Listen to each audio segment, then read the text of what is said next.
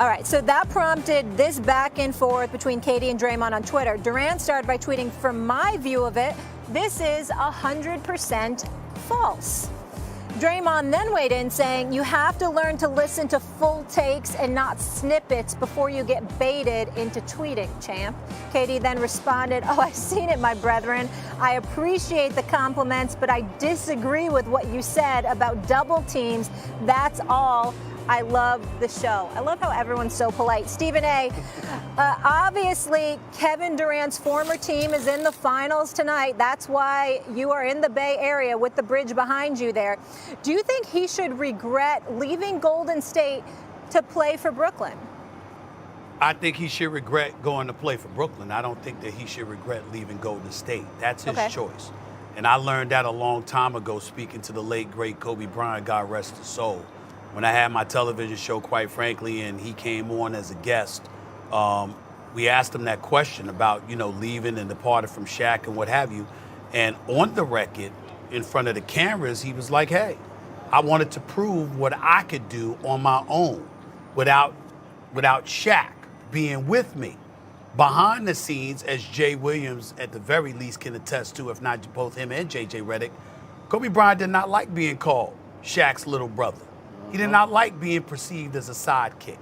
And when he was coming up in the business and people were trying to antagonize him and get under his skin because they sensed his greatness elevating, he was like, yo, I don't want to have my epitaph being written about how I needed Shaq in order to do this. I want to show what I can do as the leader of a franchise, in the face of a franchise. And that's his right, because he had already won 3 chips.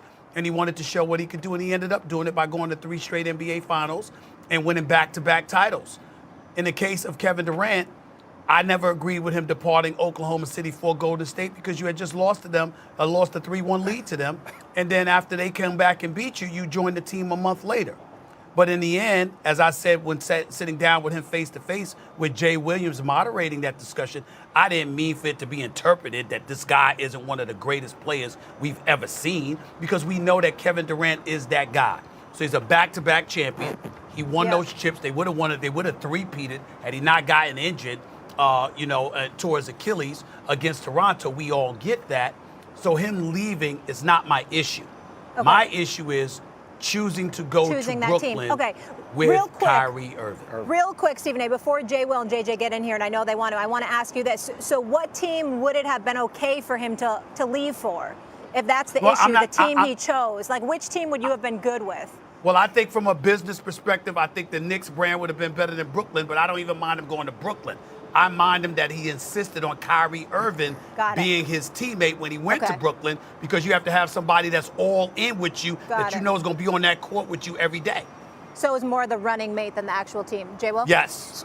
Yeah, that's what I'm saying. So answering the question first, should Kevin Durant regret leaving? See, that's how Stephen A. is really good. He takes the question and he kind of changes it slightly, turns into a conversation he wants. That's why he's brilliant. That's why he's on TV. That's why it's his show.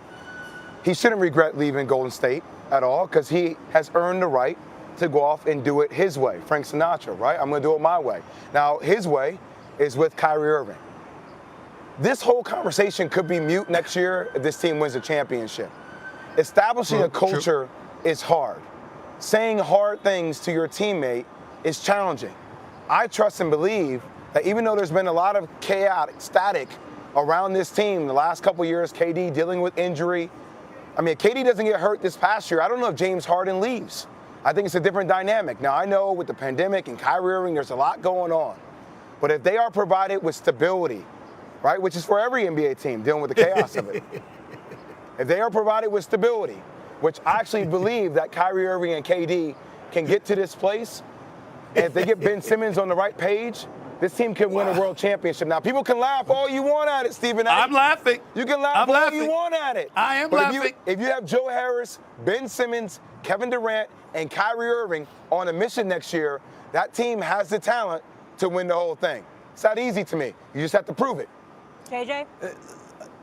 The answer to the question is no, he shouldn't regret it. But let's go back to how restricted free agency works, because I sort of want to address something that Stephen A. brought up, and that's his decision to leave Oklahoma City. You know, you get drafted by a team. You don't have a choice, by the way, Stephen A., which team drafts you. And then if you're a really good player after your third year, they offer you a very large contract. In Kevin Durant's case, a 5-year max contract. So they basically have control of you for 9 years, okay?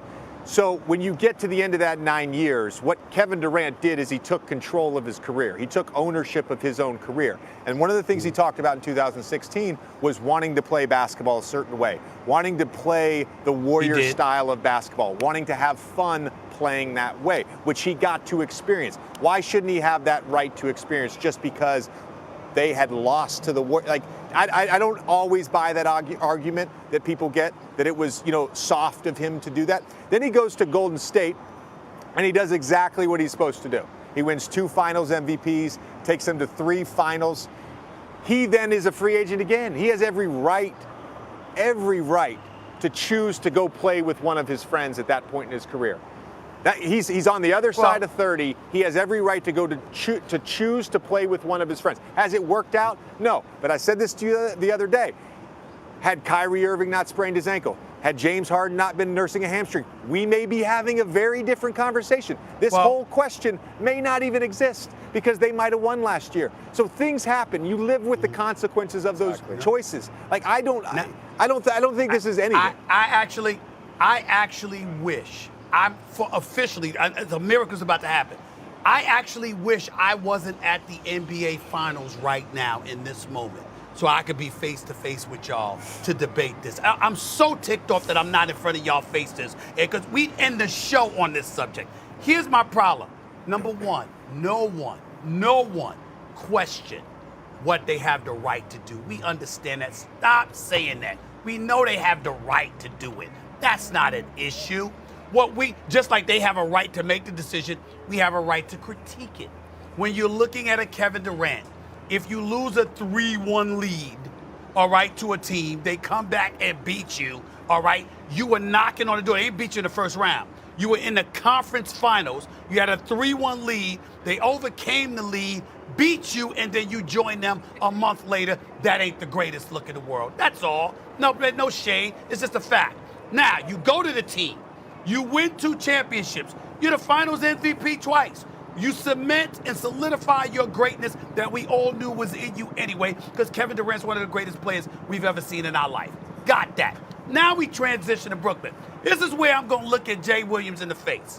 Because let me tell you, America, something about Jay Williams. Jay Williams is on TV as a commentator. Let me tell you something. Let me tell on Jay Williams. Jay Williams is a brilliant brother.